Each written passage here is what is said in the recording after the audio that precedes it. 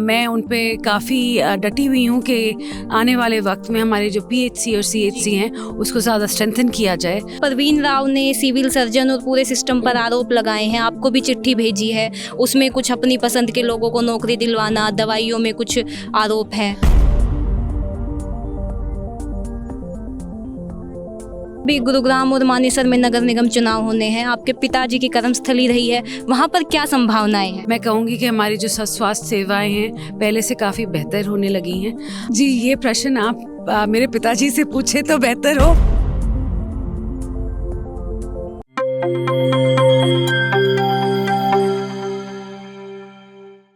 Cabinet मंत्री आरती सिंह राव आज 9 फरवरी को रेवाड़ी में थी। अपने पिता केंद्रीय मंत्री राव इंद्रजीत सिंह की तर्ज पर समर्थकों की समस्याएं सुनने रामपुरा आई थी।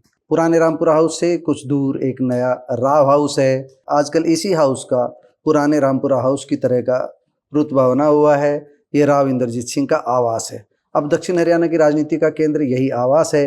इसी आवास के अंदर बनी हट, देसी अंदाज में कहें तो झोंपड़ी के अंदर बैठकर एक एक करके आरती ने कार्यकर्ताओं की समस्याएं सुनी, उनके समाधान का आश्वासन दिया। पुलिस, जनस्वास्थ्य व सड़कों से संबंधित मांगे ज्यादा रही, कुछ समस्याएं व्यक्तिगत रही। समस्याएं सुनने के बाद एनजेपी हरियाणा से भी बात की और दूसरे पत्रकार साथियों के सवालों के जवाब भी दिए। माजरा एम्स में ओपीडी शुरू करने को लेकर कहा कि उनका जवाब पुराना ही रहेगा। मार्च के बाद ओपीडी की संभावना बन सकती है, पहले नहीं। निर्माण कार्य जारी है, हम गंभीरता से एम्स का काम शुरू करवा चुके हैं। दिल्ली की जीत पर कहा कि हरियाणा से शुरू हुआ सिलसिला महाराष्ट्र व दूसरे राज्यों में भी जारी रहा और अब दिल्ली भी जीत ली है। यह प्रधानमंत्री नरेंद्र मोदी की नीतियों व भाजपा संगठन की शक्ति की जीत है। इस बीच हमारी साथी कोमल राव ने भी अपनी जिज्ञासा जाहिर की। परवीन राव की ओर से की गई रेवाड़ी के सिविल सर्जन व अन्य लोगों की शिकायतों पर भी आरती ने सपाट लहजे में जवाब दे दिया।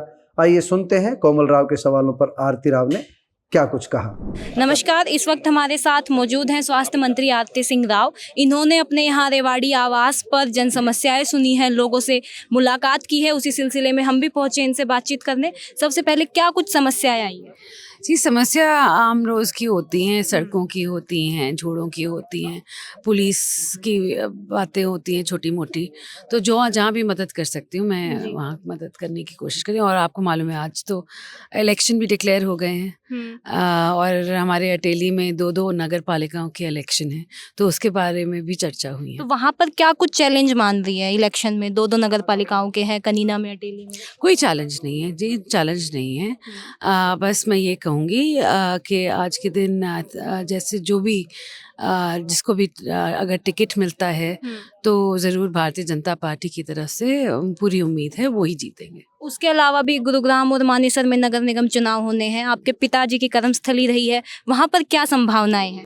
जी, ये प्रश्न आप मेरे पिताजी से पूछे तो बेहतर हो। मेरा यही मानना है कि आज के दिन वहाँ पे तो ज़रूर टिकट पे ही इलेक्शन लड़ा जाएगा और मेरा पूरा मानना है कि जिसको भी टिकट मिलेगी भारतीय जनता पार्टी से वो ज़रूर विजयी बन के आएंगे। नायब सरकार के 100 दिन पूरे हो गए हैं, क्या कुछ उपलब्धियां हैं? जी, बहुत। मैं हेल्थ की बात करूंगी तो आयुष्मान कार्ड की बात करूंगी। मैं कहूंगी कि हमारी जो स्वास्थ्य सेवाएं हैं पहले से काफ़ी बेहतर होने लगी हैं। मैं उन पे काफ़ी डटी हुई हूँ कि आने वाले वक्त में हमारे जो पीएचसी और सीएचसी हैं उसको ज़्यादा स्ट्रेंथन किया जाए। तो बहुत सारी चीज़ें जो हेल्थ डिपार्टमेंट ने की है, हमारे चीफ मिनिस्टर साहब ने तो बहुत सारे डिपार्टमेंट देखे हुए हैं, तो बहुत सारी चीज़ें जो आपको मालूम होंगी।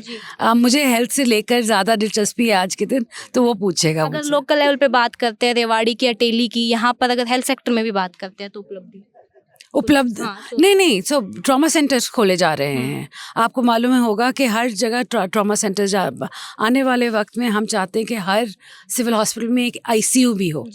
साथ साथ ये भी देखा है जो आपको कमी है डॉक्टरों की, वो बहुत जल्द पूरी होने जा रही है। एक परवीन राव ने सिविल सर्जन और पूरे सिस्टम पर आरोप लगाए हैं, आपको भी चिट्ठी भेजी है, उसमें कुछ अपनी पसंद के लोगों को नौकरी दिलवाना, दवाइयों में कुछ आरोप है। मुझे लगता है उनको नौकरी नहीं मिली तो सब पे फिर वो आरोप लगा रहे हैं।